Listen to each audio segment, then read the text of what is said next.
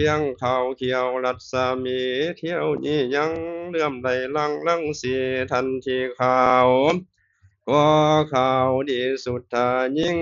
ทารันนาเพียงสิ่งสังขารคือดังบุตรสาบัวบานผิวพองเป็นดังดอกมุกแก้วซองใสแสงทันทีแดงก็แดงดียี่ยองแสดงเกียงซองสุขหูมันเทียมดังดอกจานบานเฮืองเฮือคือดังดอกไม้เมื่อนงเฮืองทันทีเหลืองก็เหลืองลายลา คือดังไก่สอนดอกบุญนาคน้อยซอยสุลาพี่ท่านที่เขียวก็เขียวดียี่ยับเป็นดังปีกแมงคับเพียงผู้ทอนท่านที่อ่อนก็อ่อนงามสุดขนาดคือดังหงส์สามารถเพียงบวกไข่รัศมีไหลมีวันนาลายลา ดูโสภาคเพียงวันคำดูลำนำทุกสิ่งมีทั้งหูปมามิงอัศดร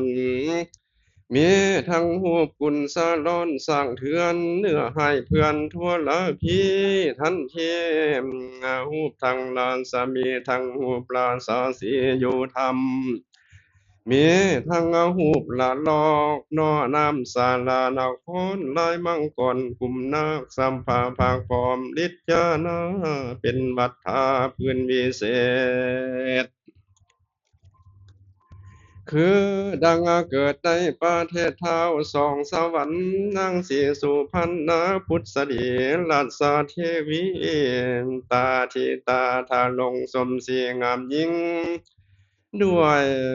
เครื่องประดับสิ่งสันใดนางพุทธดีจงใจแต่งแล้วยังเครื่องประดับแก้วสมศรีมะเอสีขอใส่ให้ น้ำไปถวายโอปัญจกายุลังคือว่าเมาเครื่องคำทั้งคู่งามเพียงผู้บัวคำให้จำนำใส่แขนนางนาให้ดูอาจเลื่อมใสดีอังคาทั้งแหวนลูกตีดวงขนาด หงขาดเขาคำแดงกาจรหูแปงปาดับแก้วเครื่องเลิศแล้วอุดมกาโสโจมคำซุบเก้าเกตดูวิเศษหลายวันปาดับเป็นทันงามยิ่งมีวันนาต่างสิ่งแสงใสเครื่องประดับนมลำไม้เครื่องประดับไรทั้งสอง เกิดปีนคำห้องฮับบาทสายสาเองแก้วคาดแอวสีนั่งพุทธสดีตาแต่งแล้วก่อนใส่ให้ข้าแก้วแกนนำไปถวายแก่สายสามไผ่ลานสามัคคีถ้าลงสมสีโสภาจะแต่ไต้ลมฝากฟ้าหรือปานสุดตันจามัททีสีโนไทยนางนั้นโสด บ่สูงบ่ต่ำ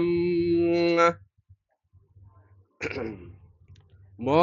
กำบ่ขาวบ่ผอมบ่ผีนั่งพอดีพองามเพิ่งแพงผิวเขาแข็งบัวบานสวมนางข้านใสสาจะแจ่มหน้าใสสีประดับดีสะอาดคิ้วเขียมมาขาดคือคำตาดำงามยิ่งแต้มแย้ แล้วจึงจาราจาสมนางเป็นยาตาแก่โลกไผเห็นเรากันโศกโศและพาหายกาไพเกษาผมเส้นเรื่องกลมและเพียงคือดังปีกแมงผู้เพียงหรือทันดูพาลันทวนที เมื่อนางแก้วขี่เมื่อหลังนางยืนยังใหญ่เหยียดกายข้านองไปเกี่ยวกองเมื่อขวาหูบ่หนาตาดำงามซื่นซอยนมเต้าน้อยใส่สมคอแกนกลมเป็นวันปองแม้นว่านางบ่ย่องก็หักของเสมอเศร้า สมสีเผาสะอาดเป็นลูกเท้ามัทราชเมืองเมือนเมาใส่แขนแหวนใส่คอยปัดหน่อยซอยสังวาน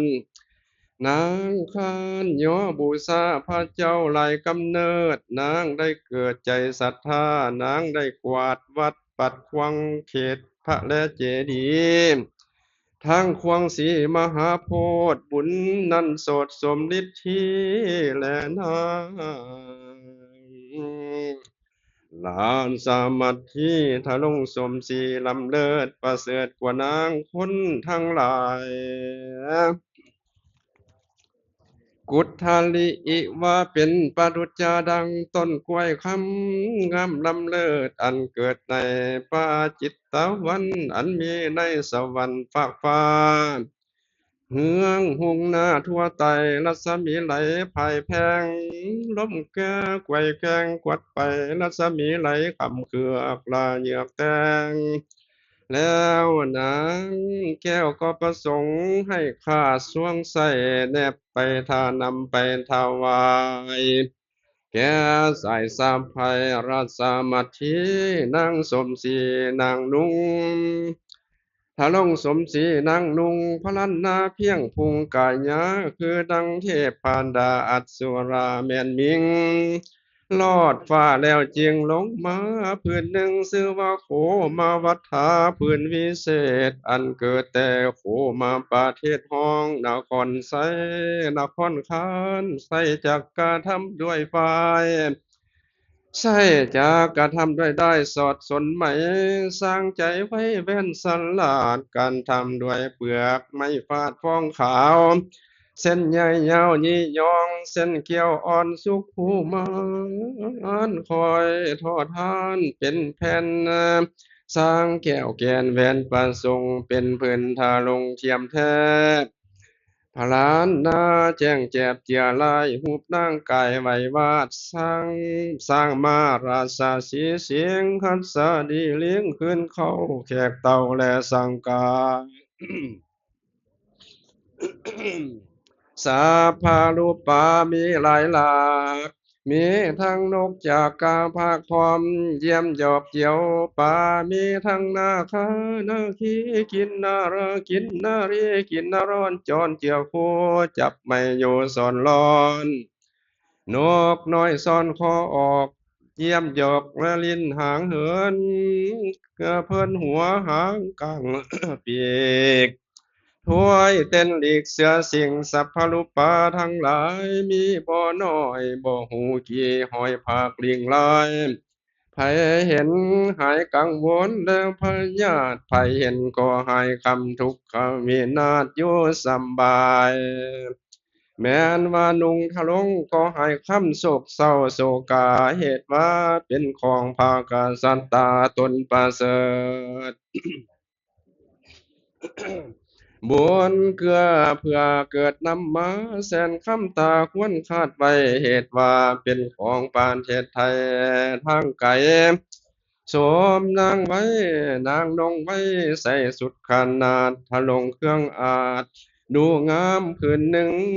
ชื่อว่าอุทุมพลาผืนพิเศษตามปานเทศเป็นผ้าผืนดี จำเลินสิบ่เศร้าแม่นว่าผู้เฒ่านุ่งก็หากดูงามเหมือนดังบ่าวห้ามย่องลายลากสาวเอิ้นปากต่อแย่ตาซ้นแลหลับฟุมแม่นว่าผู้หนุ่มนุ่งก็หากดูหุงเฮืองมากคือดังผ้าทิพย์เท้าฝากลงมาใส่จากเป็นของโยธาและอามาตย์ใส่จักเป็นของในประเทศสลาดผู้สาเท่าผู้สามานใส่จักมีในจักเก้าวันถูกแข่งเลิศลำแพงพ่อแสนดูปวารแวนวิเศษ เกิดในประเทศเท่าผู้บุญมีนางพุทธดีดาแต่งแล้วยังเครื่องประดับแก้วแกนนำไปถวายแก่สายสะพายราสมัคคีก็มีแล้วตาโตทัดนันบันมัททีอันวานางแก้วราสมัคคี เลิกความตามลมไปแสงสมสะอาดลำควันคาดดูดีอันนี้จักอุปมาสันใดตาทาน พระราชามัทธิทะลงสมศรีเลิศฟ้าจะแจ่มหน้าขัดใสรัศมีไหลพายพายทอดแขนกายไกวแกว่งนั่งสวมนั่งแข้งสาวสาววันประกอบด้วยหิมฟันงามยิ่งแต้มแย้มแล้วจึงจาราจา สมดังเป็นยาตาแก้โลกให้เห็นมีโศกเศร้าก่อหายถ้าลงหลักขันนาลายทุกแข้งเมื่อนั่งแกงตนไปคอยค้าไข่องค์อาจอยู่ลาญาติยายลีลาไปก่อนนางนักสนมทั้งหลายก็มีแล้วหัตถิจาคุณสร้าง ทั้งหลายเขาก็ห่างแล้วยังสร้างแก้วตัวยิ่งงามเพียงเสียงทอตาเพื่อจะให้นางลีลายัวลาญาขึ้นเคีคุดสลาดอาจตัวหานสมนางคันบ่โหดบ่เท่าโสดเสียแหงตัวเพิ่งแพงแต่กะกุนสร้างตัวป่าเสด สร้างแก้วเกิดตัวมงคุณยอมแพ้ข้าศึกคุณแสนหมูเคยเข้าสู่สมครามหกดาบตามเดียนลาดาษนาไม่ฟาดธนูศิลเคยไล่หญิงบ่มีขาดเป็นดังสายฟ้าฟาดทอลานีสร้างตัวนั้น ก็บ่ถอยหนีจากบัดยังสร้างแก้วพันสมคามตัวพังงามสมหูปสร้างเป็นสร้างหูปสร้างเป็นนาคุตสาราชอาจอาสาเทาไว้แก้มพญาเนือดนาวนางเท่าเขีเมืองก็มีแล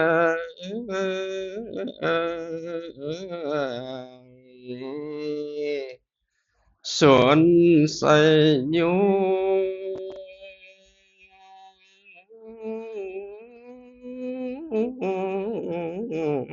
ลาซาส่วนดังพญาบรมมาสีสนใสภูวนาถกับทั้งหมูอามาตย์เรื่องน้อง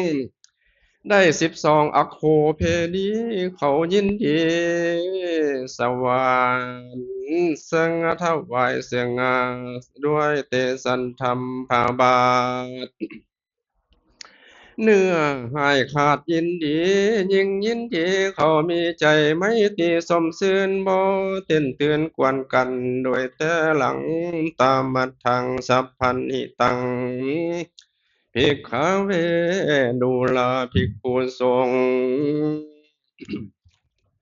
นายพงไพประเทศทั่วท้องเขตแดนดงยาวันตานกหงส์เหาะพายเต้นเตือนไม้ส้มกันเวสสันตารุ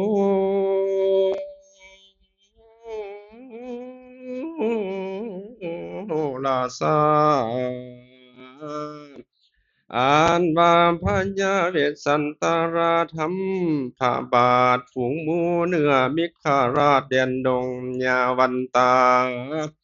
หวงเสือสิงและแหดสร้างสัตว์จิงอ้างอาศัยเอกสังเขา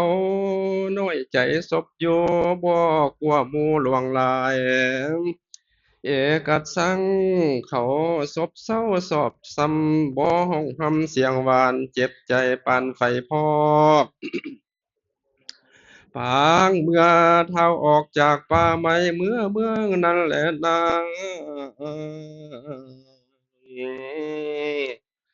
สนใส่อยู่